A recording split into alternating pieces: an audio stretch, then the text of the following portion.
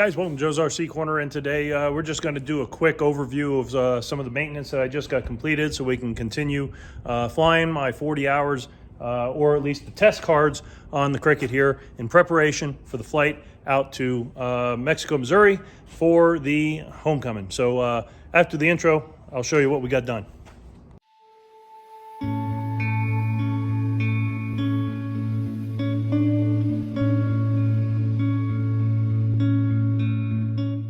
All right, guys, so like I said, we're getting ready to fly this plane out to Mexico, Missouri for the Zenith homecoming coming up here in September. So there were a couple minor things that I wanted to get done in preparation for that flight to make sure the aircraft is flying well and staying cool. So as you might notice here, we did add these vents because during prolonged climbs in the summer, I have been getting higher gearbox temperatures, but we also had a leak that we just had repaired by Jan and Alyssa. I really appreciate you guys taking care of that. I sent the box back to them. They had it turned around really quickly. Thankfully, I was away on work, so it didn't slow me down at all. It was here waiting for me when I got home. Got that mounted, already got it tested. Changed out the starter as well because I think I was having issues with the starter. So I went online and I found a company that sold a reman original OEM starter for the Honda Fit for this particular engine. So I drilled it out as Jan and Alyssa recommend to do, so it fits the bolts with the gearbox, and got that mounted. Seems better. Time will tell. Started right up every time, so maybe that's all it was the aftermarket starter that I got after I broke my original one. That could have been the issue. So got the new one in there. Seems to start right up. No issues so far. So that's done. But as you can see, I also have a vent on this side too.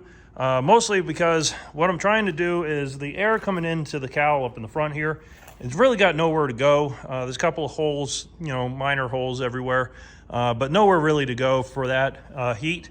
So I figured, hey, let's put some vents on there. Yeah, I know I should have kept it a little bit further back, but this works out fine. Lets that heat out of the cowl on the top, so hopefully that might bring the temperatures down just a little bit. Anytime you can get hot air out of the cowl, I'm sure that's going to be a good thing. So did that.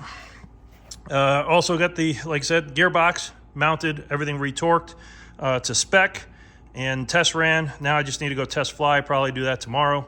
And then also put new gear oil in there. I already changed oil in that recently. Need to get the oil on the next change. I'm going to send that out to Blackstone to get that checked out. Same with the gear oil. Also, got tired of watching fuel just come out of these vents down here, so I closed these up nicely.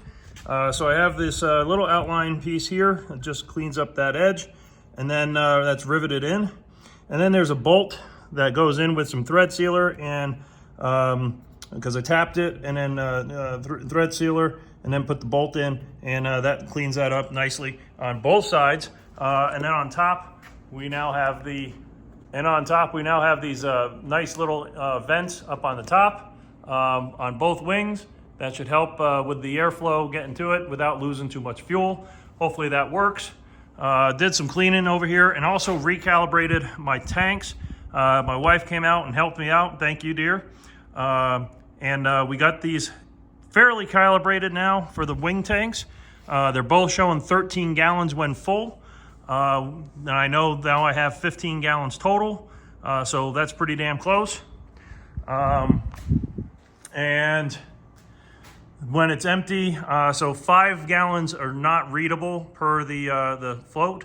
So it reaches the bottom at the 5 gallon mark.